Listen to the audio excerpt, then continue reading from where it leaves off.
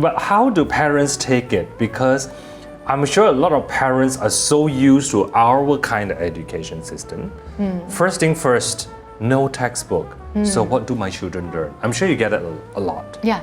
So that's why in the first 5 years I told you I was struggling. Struggling to explain to the parents. Yes. Right? So every single parent or inquiry who walked into our center, I would spend 1.5 hours, every single one, 1.5 hours to explain to them, to take out the materials and have a role play. Let them be the child and then role play. Let them understand how this education work. Yeah. So in fact, this effort, I have done a lot of this kind of effort for the first 8 years. It's intensive. It's Can say it's very, even on your day-to-day running, taking care of these children, it's very intensive. So where do you get inspiration from? Don't you get tired of it?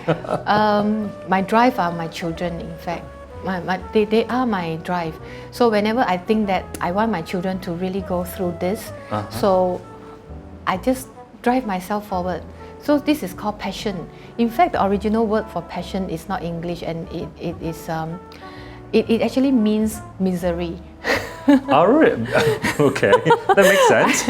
I can tell you that, but because of passion, you just carry on what you really love to do, what drives you to do, and then you do it well. So for parents who still believe in, forcing their children learn everything by heart, getting good grades for the examinations, what's your advice to them? In fact, there are a lot of different ways to get good grades. It's not like learning things by heart is not the only way. Like memorizing is not the only way. Yes. You can learn things by heart in a lot of different ways. Our way is more like experiential learning. Once you experience it, it's already in your heart, then you deliver it out. It's as simple as it's a very natural It's thing the to do. application of what you have learned that is more important. Yeah, and how you receive that learning is important, because if you receive the learning through an experiential way, you internalize the learning instead of just it's a rote memory in your brain. And once you internalize the learning, that skill belongs to you. Nobody else can take it away from you. You carry with you for the rest of your life. In fact, it is, and you enjoy doing it, and that's how you apply it. When you enjoy doing it, you just apply it naturally when the circumstances come. So in fact, we have a lot of our graduates over the years. They are doing very well. They are doing, like I told you, the scholarship owners. In fact, they are in very good schools as well. So what do you hope to achieve in the next 5 years? In the next 5 years, I wish to expand our center. In fact, we are actually sourcing for land or a bigger premise to let the children have a bigger space to roam about, a space with a field. It's all with the intention of letting the children enjoy even more in this center. So your ultimate goal is that an ultimate goal? That when do you stop? When do you?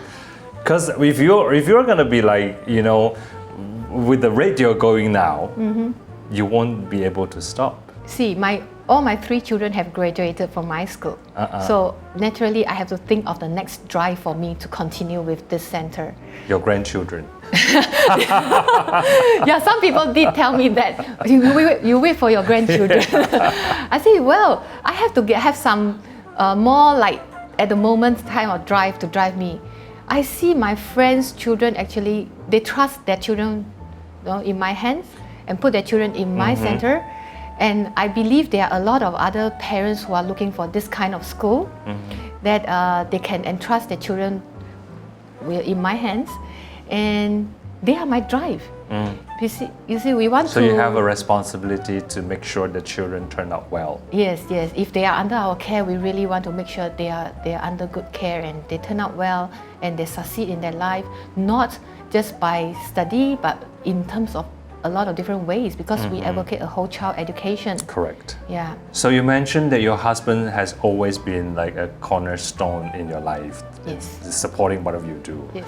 Is there anyone else you'd like to say thanks to? Yes. In fact, to make everything successful, I would like to honor my team. my team of teachers. They have been with me for so many years. They have been through thick and thin with me. And without them, the center will never be the way it is right now. All right. Well, I wish you all the very, very best in the world. Thank you. With whatever you're doing and whatever you're going to do. Thank you. Thank you so much, Ms. To. Well, that's Ms. To Chezi of Clover Learning Center. I'll see you all in the next episode of Shanghai Talk of Faith.